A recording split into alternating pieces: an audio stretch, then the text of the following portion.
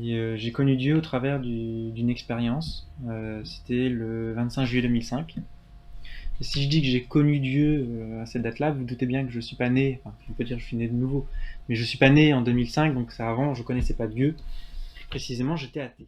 Donc, je suis né dans une famille athée, où Dieu n'était pas un mot prononcé, où on n'allait pas à l'église, rien de tout ça.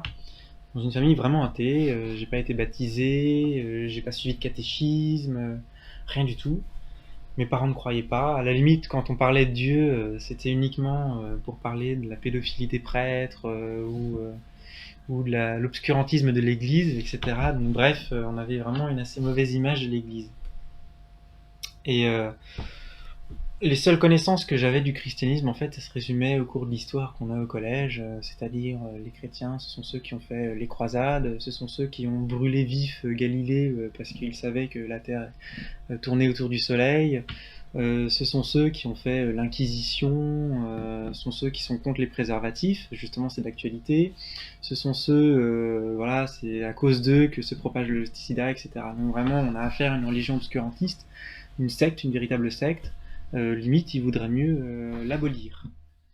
Et donc j'avais ces idées-là, et quand j'ai rencontré des chrétiens, puisqu'il n'y en a pas beaucoup non plus, quand j'ai rencontré certains chrétiens, j'étais assez étonné, enfin assez étonné, et en même temps ça me confirmait, mais de leurs témoignages. Ils disent, voilà, Dieu t'aime, apprends à connaître Dieu. Oui, d'accord, mais explique-toi, dis quelque chose, je sais pas, explique.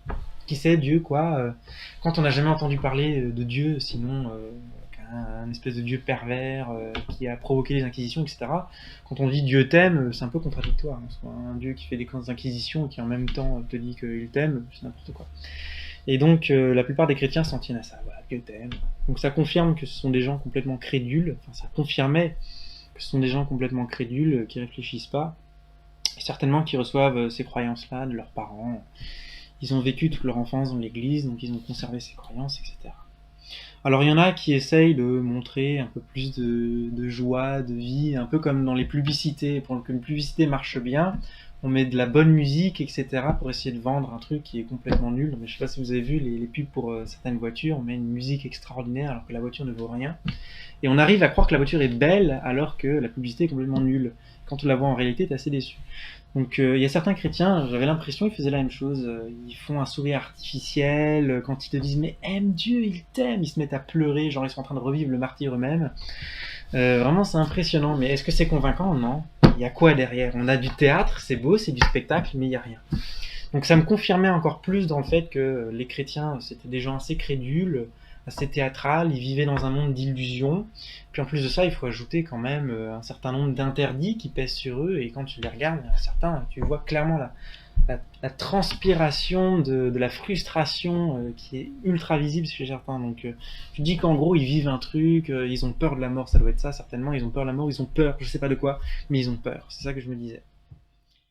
Et puis un jour, le choc, le choc, j'ai découvert qu'un chrétien, ça pouvait être rationnel. J'en ai vu un, c'était le premier, j'ai vu un chrétien rationnel. C'est-à-dire que le gars, je suis arrivé en fac de philo comme ça, lui aussi est arrivé en fac de philo, et le gars, il était rationnel et chrétien. Alors pour moi, dans ma tête, c'est contradiction. Comment c'est possible? Il a un problème, c'est pas possible, il peut pas être à la fois chrétien, à la fois rationnel, c'est contradictoire. Alors on a discuté comme ça, et au fur et à mesure, je me suis rendu compte que ben non, c'est pas si contradictoire que ça. En fait, j'avais un certain nombre d'idées préconçues sur le christianisme, comme la plupart des athées d'ailleurs. Euh, J'avais un certain nombre d'idées préconçues, et j'ai dû les purger.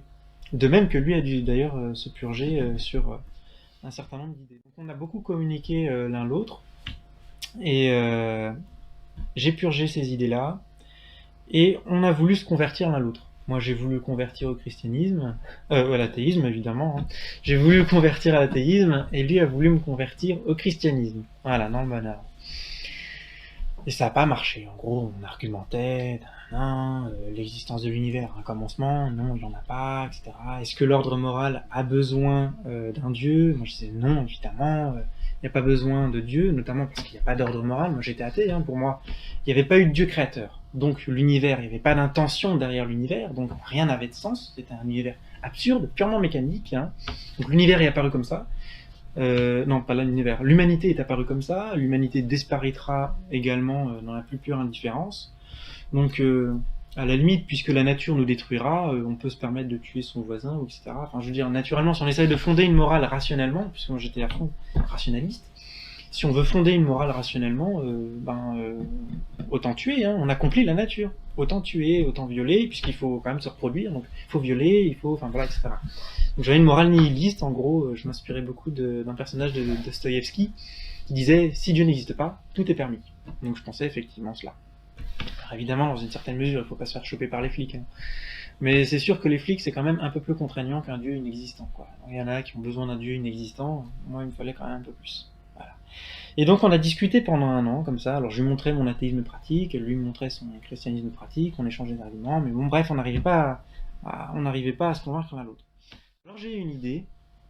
Si je veux définitivement le sauver de sa crédulité, j'ai qu'à prendre ce qui lui sert de fondement dans sa foi, c'est-à-dire la Bible. Je prends la Bible, je la lis, j'avais jamais lu la Bible, donc c'est dire à l'époque je confondais carrément David et Judas.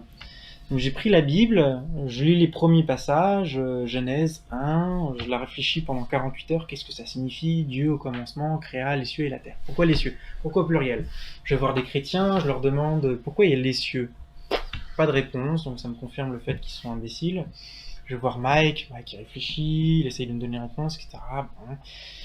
On réfléchit, pourquoi la lumière a été créée avant le soleil, comment c'est possible, etc. Enfin bon, bref, on discute beaucoup. Et puis je me dis, la solution finale pour résoudre la question chrétienne, ce serait de prendre la Bible et de faire un catalogue général de toutes ces contradictions. Et là, il sera au pied du mur et il ne pourra plus rien dire. Donc, arrivé l'été, je prends la Bible, je commence à la lire comme ça, de A à Z, en commençant par la Genèse. Et un soir, alors que j'étais en train de lire la Bible, toujours dans cet objectif de la détruire, il y a un truc qui vient. Une espèce de chose on appellerait spirituelle, à la fois un mélange de chaud et de froid qui descend tout doucement sur moi et qui me remplit. Et cette chose, je sens, elle a une conscience qui vient sur moi. Et une conscience qui me dit, Alexis, tu es pécheur. Alexis, tu es pécheur, c'est un truc qu'on a entendu 1000 fois, enfin, on remplace le prénom évidemment, hein, mutandis, mutandis, mais Alexis, tu es pécheur, c'est un truc qui voulait strictement rien dire pour moi. Péché, ça veut dire être éloigné de Dieu, si t'as jamais entendu parler de Dieu, ou si Dieu ça veut rien dire, ou ça n'existe pas, évidemment, tu peux pas être pécheur. Pour un athée, le péché ça veut rien dire. Mais là, j'ai réellement compris ce que ça signifiait. Là, j'ai su que j'avais un rapport avec Dieu, Dieu qui me disait Alexis, tu es pécheur. Et il a continué et il a dit, mais je te pardonne, car je t'adopte comme mon fils. Et à partir de ce jour-là, c'était une réalité indubitable. T'as vécu Dieu. J'ai vécu Dieu. Je me suis retrouvé en face. Je pouvais plus le nier. À partir de ce jour-là, je me suis converti. Et j'ai complètement changé. Évidemment, toute ma vision du monde ne pouvait plus être la même. Quand on est athée, Dieu n'existe pas, donc tu agis d'une manière ou d'une autre. Là, j'ai complètement changé. Je me suis retrouvé dans un rapport avec un être que je ne connaissais pas avant et avec qui j'ai développé une relation.